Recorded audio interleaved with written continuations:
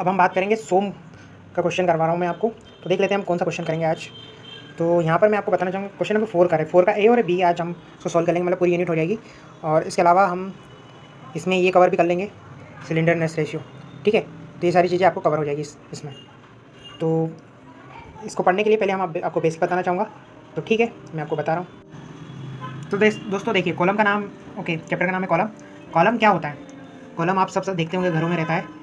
एक structure member होता है कॉलम पे। दोस्तों आपने देखा होगा कि एक ट्रांसवर्स मेंबर है। ट्रांसवर्स मेंबर का मतलब होता है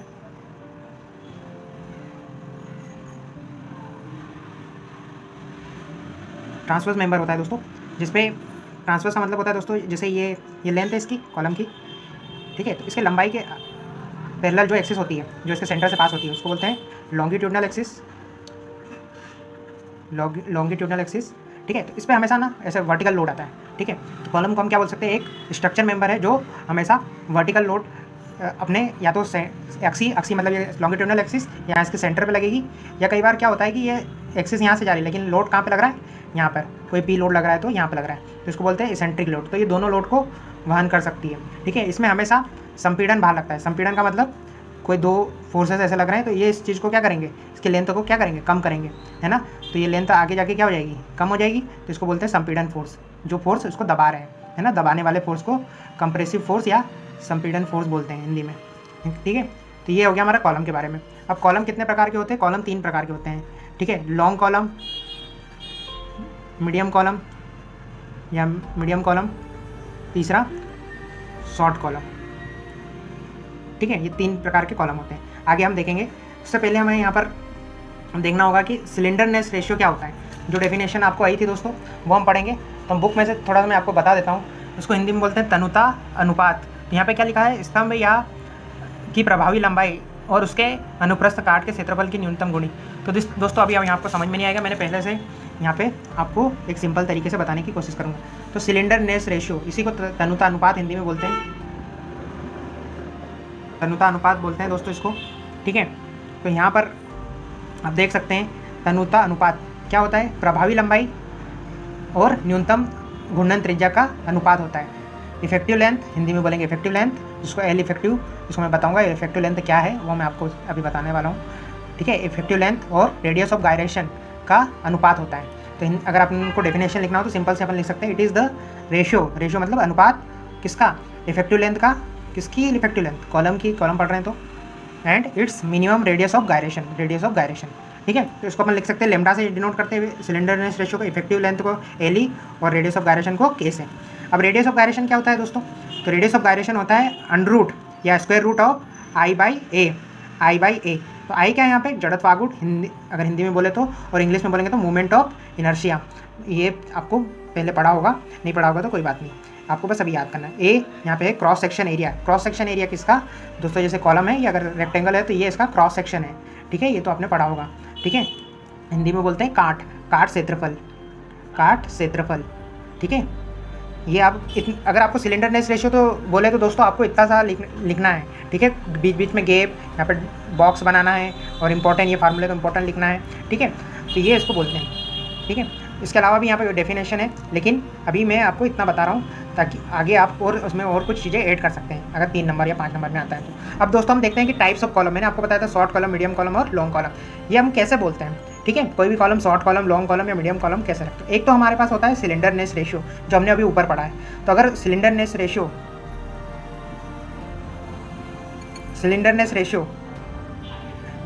अगर 32 से कम होगा तो उसको हम बोलेंगे शॉर्ट कॉलम। अगर 32 से कम हो सिलेंडरनेस रेशियो तो उसको हम बोलेंगे शॉर्ट कॉलम। अगर सिलेंडरनेस रेशियो की वैल्यू 32 से 120 होगी तो उसको हम क्या बोलेंगे दोस्तों? Medium column. अगर 120 से ज़्यादा हो तो उसको लॉन्ग कॉलम। अगर हम एक जनरल डेफिनेशन बोलना चाहे तो क्या हो सकती है दोस्तों? इसको मैं आपको एक बुक में यहाँ पर दिखा दूंगा। तो देखो यहाँ पर लिखा है, एक मिनट फोकस हो रहा है। शॉर्ट कॉलम वे स्तंभ जो अनुप्रस्थ परिच्छेद की तुलना में अत्यधिक लंबे नहीं होते हैं। सिंपल सी बात है दोस्तों, मैं आपको यहाँ पे दिखा देता हूँ कि ये कॉलम है, इसकी ये लंबाई है और ये इसकी चौड़ाई है। तो जिसकी लंबाई ज़्यादा बड़ी नहीं हो, चौड़ाई के आसपास ही हो, ठीक है। मतलब ये 5 मीटर है तो ये भी 5 या 6 मीटर के आसपास होगा, तो ये क्या होगा? Short column. लेकिन लंबा कॉलम क्या होगा? अगर लंबा कॉलम की बात करें तो यहाँ पर अगर B5 है तो ये कितना होगा लंबाई उसकी? 20 मीटर, 25 मीटर या बहुत ज़्यादा हो सकती है, ठीक है। तो इसको बोलेंगे हम लॉन्ग कॉलम इसको शॉर्ट कॉलम, एक सिंपल सी डेफिनेशन है, ठीक है। तो यहाँ पे आपको मैं दिखा देता हूँ जो हिंदी में लिखी है डेफिनेशन, ताकि आप बाद में भी पढ़ सकें, और यहाँ पे भी इसके अलग अलग लिखा है, ठीक है। आपको दिख रहा होगा, यदि व्यास के 8 गुने और ये देखो 32 से कम अनुपात होता है तो उसको लघु कॉलम बोलेंगे या शॉर्ट कॉलम बोलेंगे। ये आपको अपनी भाषा में लिखना है, ठीक है। अब क्वेश्चन में आया था दोस्तों कि कॉलम कैसे विफल हो सकता है। विफल मतलब फेलियर, कॉलम के कौन कौन से तरीके से हम फेल हो सकते हैं। तो दोस्तों देखिए, सबसे पहले हम बात करेंगे कि लॉन्ग कॉलम कैसे फेल हो सकता है। लॉन्ग कॉलम कैसे फेल हो सकता है, तो दोस्तों लॉन्ग कॉलम क्या होता है, लंबा होता है, ठीक है। लंबाई में अगर आप कोई ऐसा लोड लगाओगे, जैसे आप कोई बड़ी लकड़ी को पकड़ोगे तो लकड़ी क्या हो जाएगी, यहाँ से ऐसे बेंड हो जाएगी, बकल हो जाएगी, ऐसे बेंड हो जाएगी, ये कॉलम ऐसा बेंड हो जाएगा, ये कॉलम इस तरीके से बेंड हो जाएगा, ठीक है। जैसे ही आप कोई बड़ी चीज़ को दबाओगे दोनों तरफ से तो ये ऐसे बेंड हो जाएगी, इसी को बोलते हैं बकल या बकलिंग, बकल या बकलिंग। तो यहाँ पे क्या लिखा है, लंबे स्तंभ वे अक्षी भार, सारा क्या करते हैं, अक्षी भार लगने पर काफ़ी झुक जाते हैं या बकल हो जाते हैं, और इस पर क्या लगने लग जाता है, बकन प्रतिबल या बेंडिंग स्ट्रेस उत्पन्न होने के कारण भंग हो जाते हैं। इस प्रकार के स्तंभों को यदि एक बार व्याकुंचन के लक्षण दिखाई दे तो ये बढ़ता ही जाएगा, ठीक है। और मैंने इस स्तंभ का अनुपात 180 के बीच में होता है, ठीक है। ये सारी चीज़ें यहाँ पे आपको थ्योरी है, थोड़ी थोड़ी सी पढ़ के आपको फिगर के साथ बता दोगे कि ऐसा कॉलम यहाँ पे बकल हो जाता है तो ये लंबे कॉलम बकलिंग की वजह से फेल होते हैं।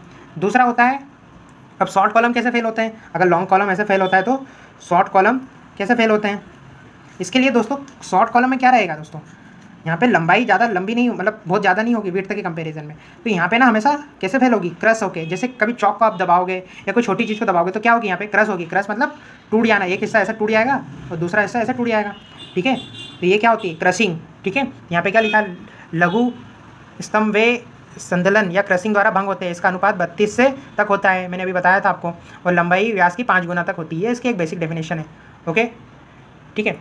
मध्यम कॉलम, मध्यम कॉलम क्या होगा दोस्तों, ये बीच का कॉलम है, ना बड़ा है ना छोटा, तो ये बकलन के द्वारा भी फेल होगा, यानी बकलिंग के वजह से भी और ये क्रशिंग की वजह से भी हो, दोनों की वजह से, लॉन्ग और शॉर्ट कॉलम दोनों के बीच का वजह से फेल होगा।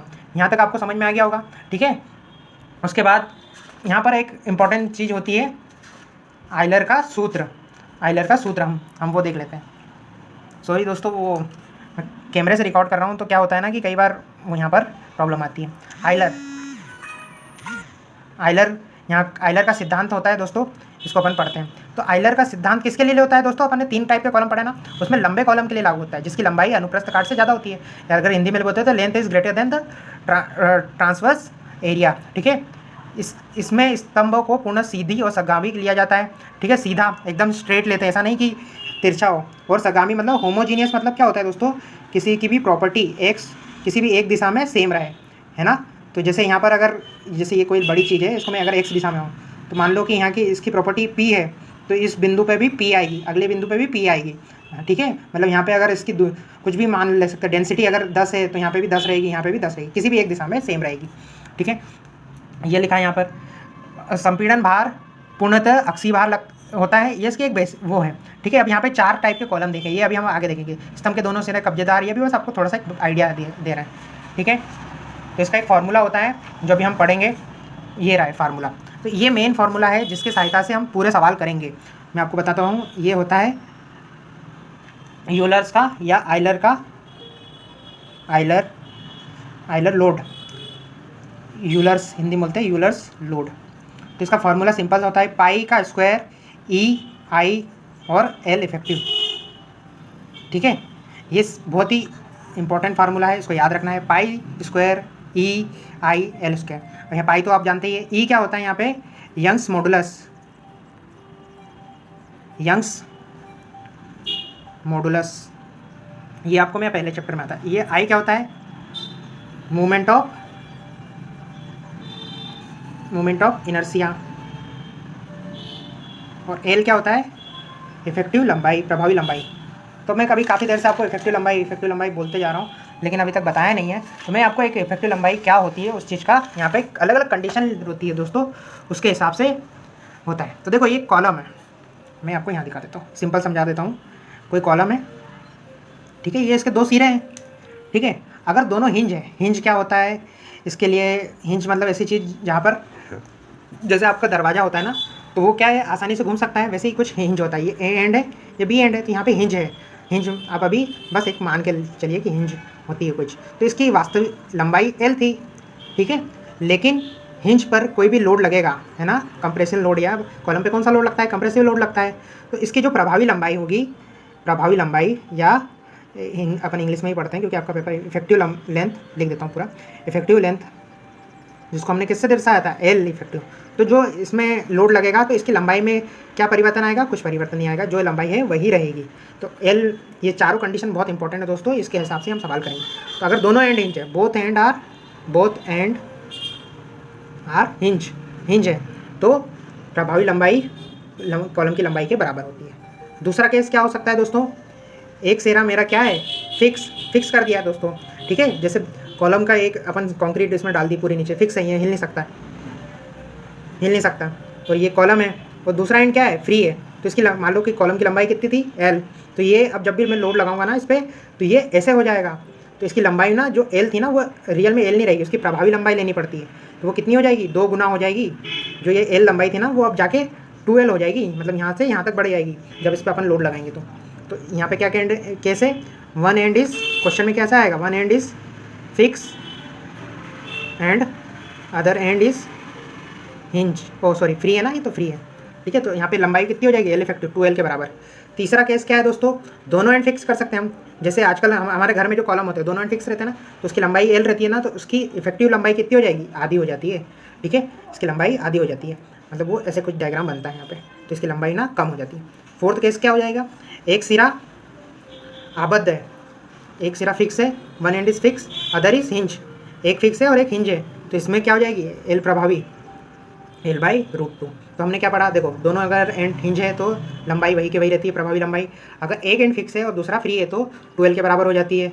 तीसरा, अगर लंबाई मतलब दोनों कॉलम के एंड क्या है, फिक्स्ड है, तो लंबाई मतलब L इफेक्टिव क्या हो जाएगा, L/2। और अगर एक फिक्स है और एक हिंज है तो प्रभावी लंबाई L/√2 हो जाएगी। यहाँ तक तो आपको समझ में आ गया होगा, ठीक है। यही होते हैं देखो यहाँ पे प्रभावी लंबाई की कुछ डेफिनेशन लिखी है। प्रभावी लंबाई उस तुल्यमान लंबाई के बराबर होती है जिसका पदार्थ या अनुप्रस्थ काट समान होते हैं, परंतु दोनों हिंज होने के कारण यहाँ पे सारी डेफिनेशन लिखी है, आपको QB में मिल जाएगी, उसके हिसाब से अपन सॉल्व करेंगे, ठीक है। अब आइलर थ्योरी की कुछ मान्यताएं हैं, ये आपको पूछी गई है, तो अपन देख लेते हैं। सॉरी दोस्तों, वो रिकॉर्डिंग करते समय कुछ प्रॉब्लम आ रही है। तो देखो पहला लिखा है, अभी अपन ने पढ़ा है कि कॉलम क्या होना चाहिए, यहाँ पर आप पहले हिंदी में समझ लीजिए ताकि आप जब अपनी मन से भी अपनी भाषा में लिख सकते हैं। स्तंभ मतलब कॉलम पूर्णतः सीधा और अक्ष सरीली रेखा होता है, तो आप यहाँ पर डायग्राम भी बना सकते हैं। देखो कॉलम एकदम सीधा बना दो, यहाँ से एक एक्सिस पास कर दो, और ये क्या है, सरल रेखा में होती है, सीधा होगा और सरल रेखा में होगा। यहाँ पे क्या लिखा है, स्तंभ, सेकंड पॉइंट पढ़ रहा हूँ मैं, संगाम पदार्थ होमोजीनियस मटेरियल से मिलकर बना होता है जिसके प्रत्यास्थता मापांक E, मैंने बोला था ना मॉडुलस सभी दिशाओं में समान है। मतलब मैं अगर x दिशा में जाऊँगा ना और y दिशा में जाऊँगा तो E का मान जो यहाँ पे रहेगा वो यहाँ पे भी सेम रहेगा, E का मान कोई बदलेगा नहीं किसी भी दिशा में, इधर भी नहीं बदलेगा, ऐसा लिखा है यहाँ पर, सभी दिशाओं में समान रहता है, ठीक है। इसका मतलब होता है होमोजीनियस होता है। स्तंभ पूर्ण तरह अक्षीय भार लगा होता है, अक्षीय भार मतलब अभी मैंने स्टार्टिंग में बताया था, ये इसकी एक्सिस है, इसके सेंटर पे ही अगर लोड लगे तो उसको हम क्या बोलेंगे, अक्षीय भार। अगर इसकी एक्सिस यहाँ से जा रही है और लोड यहाँ ना लग के, एक्सिस पे ना लग के इधर साइड में लगे, तो यहाँ पे क्या होगा, सेंट्रिसिटी बताएगी, इसको क्या घुमाने की कोशिश करेगी। कई बार आप देखते हो ना, कोई लकड़ी अगर आप दोनों एंड से बराबर पकड़ो तो वो कहीं नहीं जाएगी, लेकिन अगर आप एक पे मतलब कोने पे पकड़ो और एक इधर पकड़ोगे तो घूमने लग जाएगी, ठीक है। इसको बोलते हैं हम, इसको बोलते हैं एसेंट्रिक और इसको अक्षीय या कॉन्सेंट्रेटिक लोड।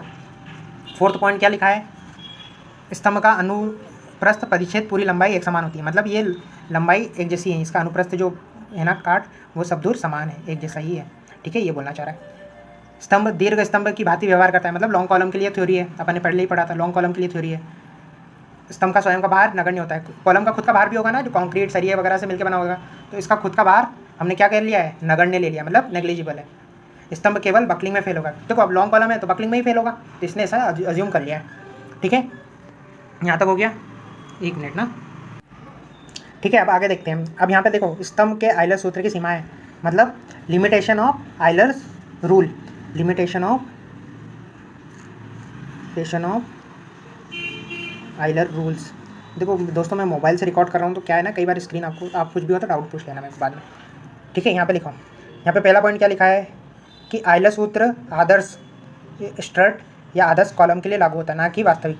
मतलब ये सिर्फ आइडियल, ऐसा रियल में नहीं होता है कि सिर्फ ये लोड यहाँ लग रहा है तो यहीं पे लग रहा है, यहाँ पे भी लग सकता है ना लोड, तो ये सिर्फ आदर्श आइडियल कॉलम के लिए ही लागू होता है। दूसरा पॉइंट क्या लिखा है, आयलर के सूत्र में कहीं भी द्रव्य की सामर्थ्य काम में ली गई प्रतीत नहीं होती है, ठीक है, जबकि ये स्तंभ की वहन क्षमता निकालने में काम आता है। मतलब उसकी सामर्थ्य को कितनी उसकी एक्चुअल सामर्थ्य वो कभी नहीं हम यहाँ फाइंड आउट कर पा रहे हैं, जबकि हम इससे क्या निकाल रहे हैं, स्तंभ की वहन क्षमता भी आगे निकालेंगे हम। इस सूत्र में प्रत्यास्थता गुणांक केवल प्रत्यास्थता गुण के रूप में शामिल किया गया है, जो भौतिक रूप से स्टिफनेस गुणधर्मों को प्रदर्शित करता है। ये अपने को पॉइंट को याद करना पड़ेंगे। आयलर सूत्र से दीर्घ स्तंभ की भार क्षमता ज्ञात की जा सकती है, ना। स्तंभ का पदार्थ किसमें, बकलिंग में ही फेल होगा, है ना, क्रशिंग में विफल भी हो सकता है। तो ये सिर्फ लॉन्ग कॉलम के लिए, शॉर्ट कॉलम के लिए कुछ बताया नहीं इसने। आयलर सूत्र मृदु इस्पात 80 से 44 तनुता अनुपात अतः इसके अधिक मान के लिए उपयोगी है। ये सिर्फ माइल्ड स्टील है ना, मृदु इस्पात के लिए ही उपयोगी होती है। आयलर सूत्र में प्रत्यक्ष प्रतिबल को नहीं लिया गया है। लंबे स्तंभ में प्रतिबल बहुत अल्प होता है, जबकि लघु और इसमें बड़ा है। इसने लॉन्ग कॉलम की बात करी तो इसमें यहाँ लिया ही नहीं है, ठीक है। ये सब चीज़ें होगी। अब अपन को यहाँ से सवाल करना है, तो एक काम करता हूँ, मैं पहले एक सिंपल सा सवाल करवा देता हूँ ताकि आप यहाँ पर ईजिली कर सकते हो।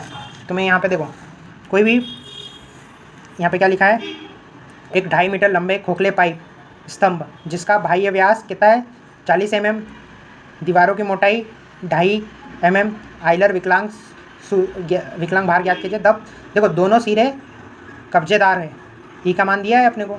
तो सबसे पहले अपने को कोई भी क्वेश्चन में ना, आपको आए या ना आए, एग्जाम में भी आपको क्या करके आना है, सबसे पहले उसके बारे में गिवन लिखना है, दिया है। तो देखो पहले सबसे पहले मैं क्या लिखा था, खोखले पाइप की लंबाई एल लिख लो, कितनी है 2.5 मीटर। तो इसको mm में कन्वर्ट कर लो, सारी चीज़ों को अपन को mm में कन्वर्ट करना है। तो mm में कन्वर्ट करने के लिए 1 मीटर में कितने mm होते हैं, 1000।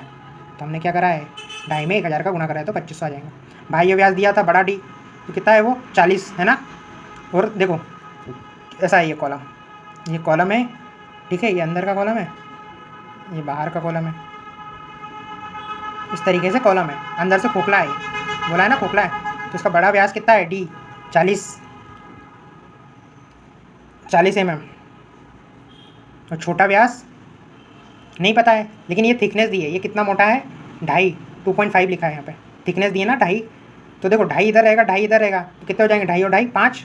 तो 40 में से, ये पूरे में से 40 में से अगर मैं 2.5 इधर का घटा दूँ, 2.5 का अंदर क्या आ जाएगी व्यास, तो 2.5 और 2.5 5, 40 में से 5 गए तो 35 आ जाएगा।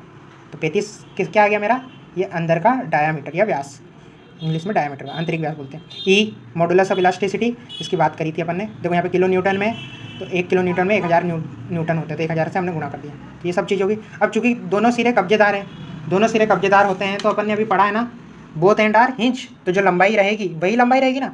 तो मैं यहाँ पे देखो प्रभावी लंबाई जो थी वही प्रभावी लंबाई है।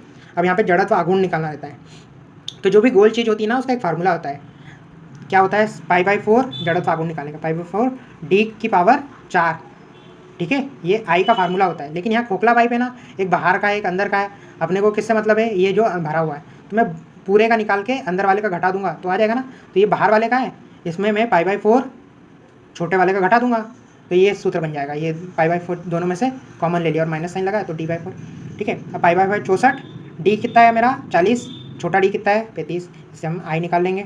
अब आयलर का एक सूत्र अपन ने बताया था ना, π² EIL², पाई की वैल्यू जो भी पाई की वैल्यू आती है कैल्शियम निकाल लेंगे। ई की वैल्यू अपन ने यहाँ से 205 × ये रख देंगे। आई अभी निकाल चुके हैं अपन। एल प्रभावी मैंने क्या बोला कि जो लंबाई है वही लंबाई रहेगी किस केस में, तो यहाँ से अपन निकल जाएगा, सिंपल सा है। अब अपने जो मेन न्यूमेरिकल, तो देखो यहाँ पे लिखा है ना दोस्तों, अपन क्वेश्चन नंबर कौन सा कर रहे हैं, क्वेश्चन नंबर 4 का ए कर रहा है। देखो मैं लिखूंगा ना तो बहुत टाइम हो जाएगा। तो यहाँ पे क्या क्या लिखा है कि ए स्टील रॉड, हिंदी में भी लिखा है वही लिखा है, एक 5 मीटर लंबा। तो मैं गिवन लिखते जा रहा हूँ, ठीक है, अभी आपको नहीं दिखेगा क्योंकि मैं अभी आपको क्वेश्चन बता रहा हूँ। तो लंबाई कितनी है, एल कॉलम रोड की लंबाई है 5 मीटर, ठीक है। उसका डायामीटर दिया है अपने को कितना 40 mm, है ना। A steel rod 5 metre long, 40 mm diameter, is used as a column की तरह यूज़ कर रहा है। अब देखो यहाँ पे एक एंड फिक्स्ड है और दूसरा फ्री है, ठीक है। मैं अभी अपने कंडीशन बताई थी, एक एंड फिक्स्ड रहता है और दूसरा फ्री रहता है, तो क्या हो जाती है लंबाई, एक प्रभावी लंबाई 2L हो जाती है। Determine the crippling load bye Euler's formula, Euler का फार्मूला लगाना है। और ई का यंग्स मॉडुलस का मान कितना दिया है 200 GPa गीगा पास्कल, ठीक है। अब देखो अगला क्वेश्चन क्या है, explain the failure of long column and short column. Explain the long column and short column. मैंने अभी आपको बता दिया था ना, लॉन्ग कॉलम बकलिंग में फेल होता है, जबकि शॉर्ट कॉलम किस में फेल होता है, क्रसिंग में। तो इसको बस देखो, ये 7 नंबर का हो जाएगा। इसमें अच्छे से डायग्राम वगैरह बना के आप लिखोगे, थोड़ा सा इंग्लिश में आपकी जो भी शिवानी होगी ना उससे देख लेना। और मैंने एक और क्वेश्चन आपको करवा दिया है यहाँ पे, कौन सा वाला, यहाँ नहीं दिख रहा होगा, वो सिलेंडरनेस रेशियो नीचे है वो, ठीक है। तो अब ये मैं अब इसको अपनी स्क्रीन को अपने क्वेश्चन समझ चुके हैं, अपने को क्रिपलिंग लोड निकालना है, ठीक है। तो मैं वापस आ रहा हूँ अपनी रिकॉर्डिंग स्क्रीन पर, नहीं हो पाया था। तो हम पर क्वेश्चन देख रहे थे कि देखो लंबाई कितनी दी थी, 5 मीटर, ओके। देख लेता हूँ अभी भी रिकॉर्डिंग हो रही, हाँ। लंबाई 5 मीटर दी, तो इसमें 1000 का गुणा करेंगे तो mm में हो जाएगा, ठीक है। 1000 का गुणा करने से मीटर से 1 मीटर बराबर 1000 mm और 100 सेंटीमीटर होते हैं, ठीक है। तो 5 मीटर में 1000 का गुणा 5000 mm, डायमीटर दिया था 40 mm, ई दिया था मॉडुलस ऑफ इलास्टिसिटी बोलते हैं 200 GPa। GPa क्या होता है, जीगा पास्कल, और 1 पास्कल में 1 न्यूटन mm स्क्वायर होता है। तो जीगा पास्कल को बदलने के लिए न्यूटन mm में, देखो पास्कल तो न्यूटन mm डायरेक्ट लिख सकता हूँ मैं, क्योंकि 1 का गुणा करना है, लेकिन जीगा पास्कल को बदलने के लिए 10⁻³ का गुणा करना पड़ेगा, और ये न्यूटन mm में हो जाएगा। सारी चीज़ों को अपने को mm न्यूटन में करना है, ठीक है, ओके। अब देखो, अब यहाँ पे इफेक्टिव लेंथ का कॉन्सेप्ट आता है। तो सबसे पहले अपने को निकालना क्या क्या है चीज़ें, देखो हमारे पास यूलर्स का सूत्र क्या है, यूलर्स का फार्मूला है PE बराबर पाई स्क्वायर EIL स्क्वायर, ठीक है। तो मेरे को E पता चल गया है, क्वेश्चन में दिया है E। अब मेरे को I निकालना है और L निकालना है। तो प्रभावी लंबाई L क्या होता है, इफेक्टिव लेंथ। क्वेश्चन में क्या दिया है, एक एंड फिक्स है, दूसरा फ्री है, तो लंबाई L थी ना, तो उसकी इफेक्टिव लेंथ के केस में कितनी हो जाती है, 2L हो जाती है ना, मैंने बताया था। अभी आपको और दिखा देता हूँ एक बार और, ताकि आपको बार बार याद हो जाए। दोस्तों अपने को याद रखना पड़ेगा ये चीज़ें। ये देखो, एक एंड फिक्स था, एक एंड फिक्स है ना यहाँ पे, और एक फ्री है, तो लंबाई कितनी हो जाएगी, 2 गुना हो जाती है ना। तो बस यही है, बाकी ये चारों कैसे याद रखना है, बस 4 कैसे उनको याद रखना पड़ेगा अपने को, ठीक है। लिख के ले जाना पेन हाथ पे, ज़्यादा दिक्कत हो तो मैं नहीं बोलना चाहिए। फिक्स एंड फ्री एंड, तो लंबाई कितनी हो जाएगी 2L, तो लंबाई दी कितनी थी 5000, ठीक है। तो 2 गुणा करेंगे तो 10,000 हो जाएगा, ठीक है। L निकल गया मेरा। अब मोमेंट ऑफ इनर्शिया I निकालना रहता है। तो देखो कोई भी सिलेंडर अगर उसमें सिर्फ डायामीटर दी है, तो उसका अपने को क्या होगा, सर्कुलर होगा ना। डायामीटर किसका दिया था, व्यास का, रेक्टेंगल का तो दिया नहीं रहता है। तो ये अपने को ये निकालना रहता है। तो इसका जो क्रॉस सेक्शन है, मतलब ऊपर से देखेंगे तो कैसा दिखेगा, तो सर्कुलर दिख रहा है। सर्कुलर का मोमेंट ऑफ इनर्शिया क्या होता है, जो भी सर्कुलर चीज़ होती है ना, π/4 64 D⁴, अभी बताया था ना मैंने, है ना। अगर खोखला होगा तो क्या आ जाएगा, π/64 D⁴ माइनस छोटा D⁴, है ना। ये ऐसा खोखला ऐसा रहेगा, ये बाहर भी इसका गोला रहेगा, अंदर से खोखला, ठीक है। लेकिन ये अपना ऐसा है। तो बस π/64 D⁴। अब यहाँ इसको सॉल्व करना है। देखो अभी मैं कैलकुलेटर चलाऊंगा, बहुत टाइम हो जाएगा, आप चला लोगे, इतनी मेहनत कर सकते हो, मेरे को पता है। यूलर्स का सूत्र लगाना पाई EIL स्क्वायर। तो पाई पता है अपने को, आई अपन ने अभी निकाला है ना, 2 गुना 10⁻³ रख देंगे। I π/64 इसको सॉल्व करके रख देना आप यहाँ पे, या एक साथ सॉल्व कर सकते हो, अपन कन्फ्यूज़न हो जाएगा यहाँ पे। और L प्रभावी अपन ने निकाला है ना 1000, और इसका स्क्वायर लगाना पड़ेगा ना यहाँ पे। L इफेक्टिव में क्या है, ये देखो लंबाई का स्क्वायर होता है। तो ये फार्मूला लगाएंगे, PE का मान न्यूटन में आएगा, तो ये मेरा फार्मूला हो जाएगा। अब देखो क्वेश्चन तो एक ही पेज में हो गया ना, लेकिन यहाँ पे आपको ये डायग्राम बना देना, ये बना देना, यहाँ पे फिक्स फ्री लिख देना, ये कॉलम ऐसा है, अच्छे से बना देना, तो ये क्या आपको पूरे नंबर मिल जाएंगे। Thank you.